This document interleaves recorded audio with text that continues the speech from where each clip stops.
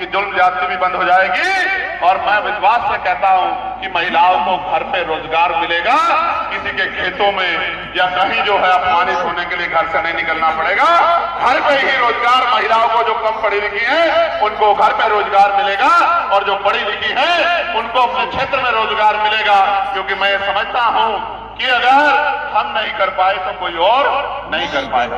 प्यारे भाइयों, इसलिए मैं आपसे कह रहा हूं कि ताकत कैसे बनेगी? ताकत ऐसे बनेगी जब आप यहां से निकलोगे, अपने घर जाओगे, अपने गांव में पहुंचोगे, अपनी गली में जाओगे, एक एक घर जाके मेरी बात को, पार्टी की नीतियों को, पार्टी की पॉलिसियों को, पार्टी के संघर्ष को, महापुरुषों के विचार को, महापुरुषों के संदेश को जब आप पहुंचाने का काम करोगे घर घर तक, तब जाके ये बदलाव होगा।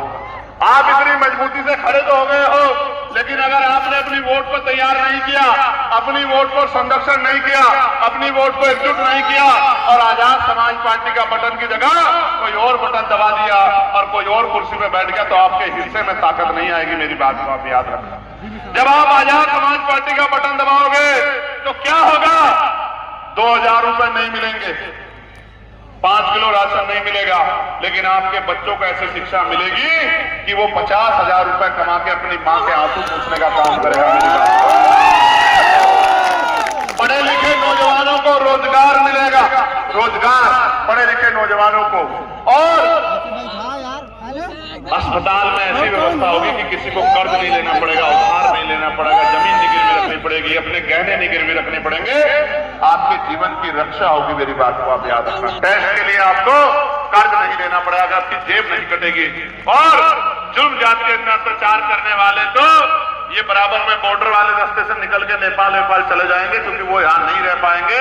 क्या तो अपनी सोच बदलेंगे या फिर प्रशासन और पुलिस मिलके ऐसे जातिवादी लोगों के हालात बदलने का काम हमारे आदेश में करेंगे, ऐसा मुझे विश्वास है। प्यारे साथियों, उत्तर प्रदेश ग्रामीण सफाई कर्मचारियों की सेवा नियमावली तथा प्रमोशन 2009 से लंबित है और छोटे भाई राम अनुज भोजी जी इस बात के लिए मुझसे अपील कर रहे हैं कि मैं इस मामले को उठाऊं। लेकिन मैं क्या करूं राम अनुज, यहां तो ये सरकार पूरे कमजोर वर्गों के हितों को डकारने में लगी हुई है। पूर्वांचल में सबसे ज्यादा संख्या बहुत बड़े पैमाने पे मेरे निषाद भाइयों की है और सबसे ज्यादा हत्याएं निषाद भाइयों की जा रही हैं।